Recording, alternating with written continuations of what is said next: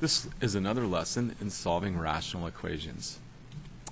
In this example, we're given an aerodynamic covering on a bicycle increases the cyclist's average speed by 10 miles an hour. The time for a 75-mile trip is reduced by 2 hours. What's the average speed for the trip using the aerodynamic cover? This sure looks like a rate times time equals distance problem, so let's go ahead and organize it like that and see if we can come up with an equation to solve.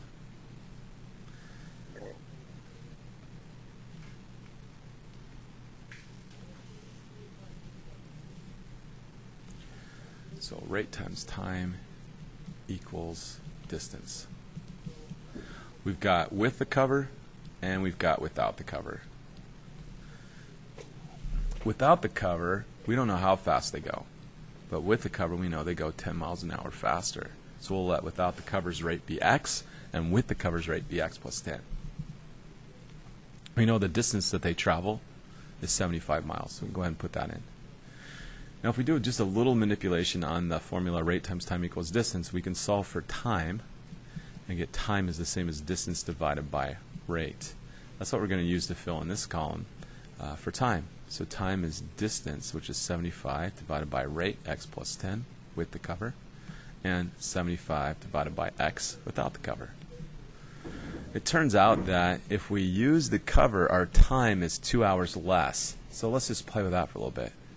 Without the cover, it's longer. So if I go without the cover and then subtract with the cover, it should be a total of 2 hours difference. It takes 2 hours longer without the cover. The time without the cover is 75 over x minus the time with the cover is 75 over x plus 10.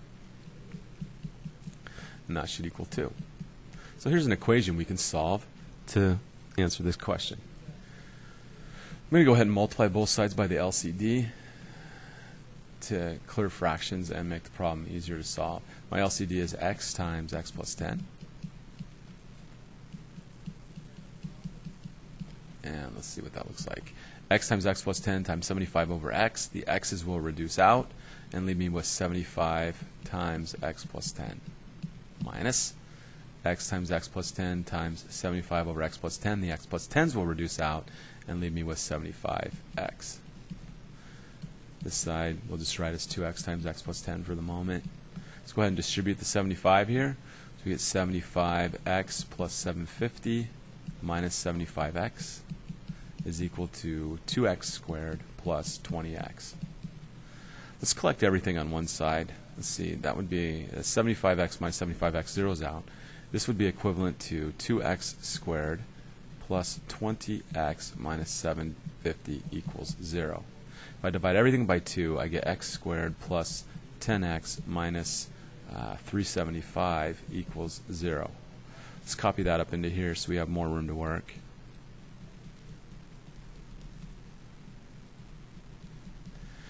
The key here is I need to find two numbers that multiply to 375 and subtract to 10. If I can do that, I'll be able to factor this and finish the problem.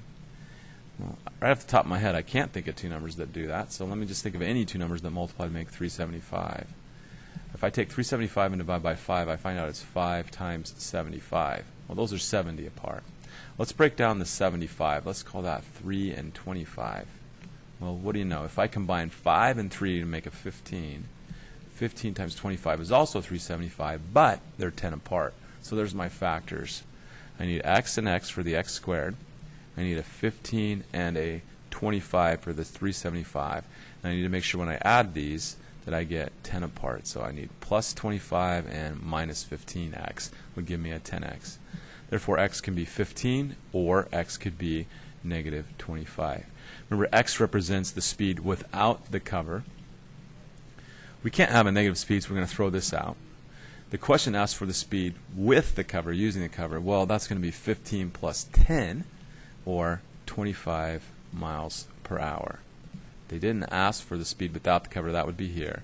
But the speed with the cover would be 25 miles per hour. Let's check that with a friend or the back of the book and see what they got, and we would find, hopefully, that they also got 25 miles an hour. So we're good. Again, remember you can pause, rewind, fast forward, do whatever you need to do to pace this lesson so it works for you.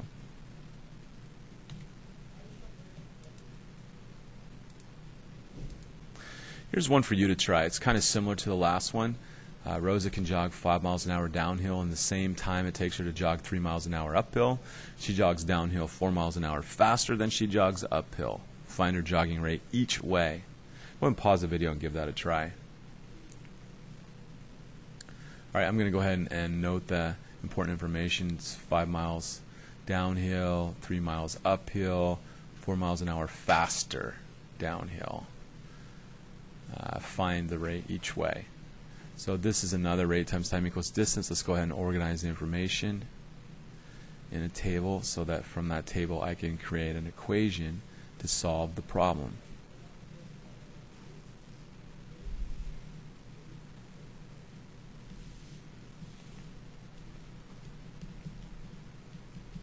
So we've got downhill and we've got uphill.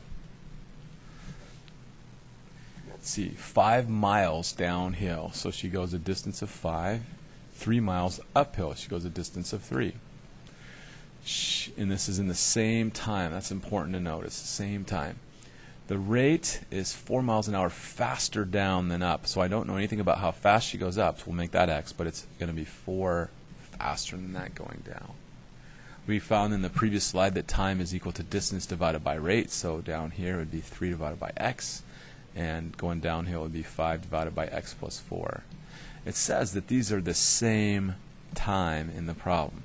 So we get a simpler equation this time. We get 5 over x plus 4 is equal to 3 over x. If we cross multiply here, we get 5x equals 3 times x plus 4. Anytime you have one fraction equal one fraction, you've got a proportion, and usually the way to get started with a proportion is to cross multiply. Let's go ahead and simplify here. 5x is equal to 3x plus 12. Subtract that 3x away. 2x equals 12, and divide by 2x equals 6. So it's 6 miles per hour, what, uphill? And 10 faster than that, or 4 faster than that, 10 miles an hour downhill.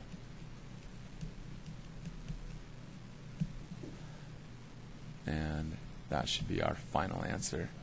And again, we would want to check with a friend here or Bob back of the book and see how we did.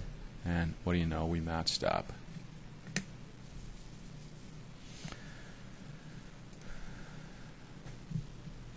Passenger train travels 392 miles. In the same time it takes the freight train, passenger train, freight train, to travel 322 miles.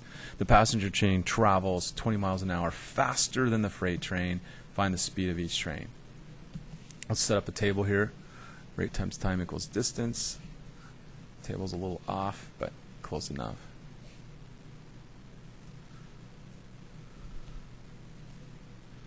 We have our passenger train and our freight train, and we have rate times time equals distance. The passenger train can go 392 miles in the same time that the freight train can go 322 miles. The passenger train travels 20 miles an hour faster than the freight train, so I know nothing about his speed, so I'll let that be x. Then this is x plus 20. Time is distance divided by rate. Time is distance divided by rate. These times, it said, are the same, so this fraction equals this one. We can set up an equation to solve.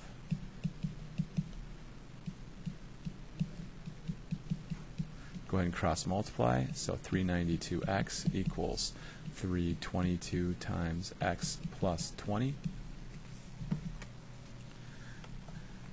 392x equals 322x plus 322 times 20 is 6,440.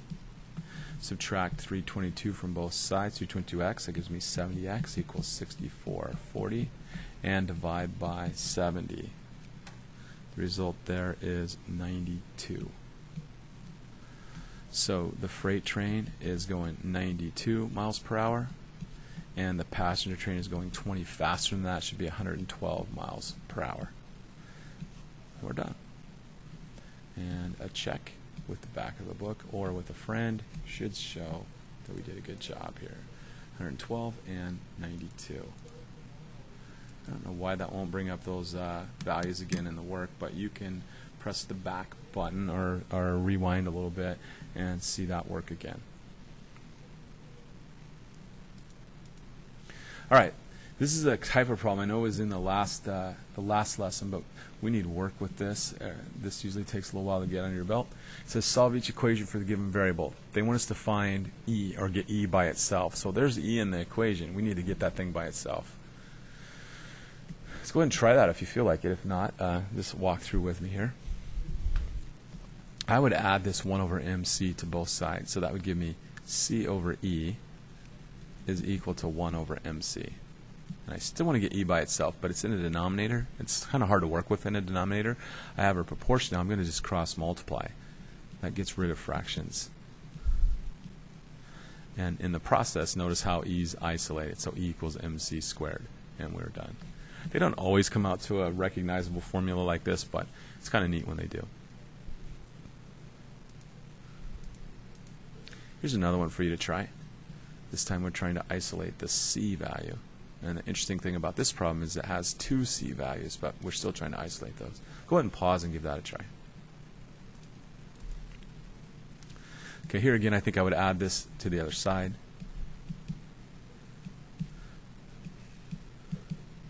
And then go ahead and cross multiply again. C squared is equal to a squared minus b squared. I've got c squared isolated. I don't want that. I want c. So c would equal the positive or negative root of a squared minus b squared. And now we've got c isolated. We're done. Remember, when you square root, we got to get that plus and minus in there.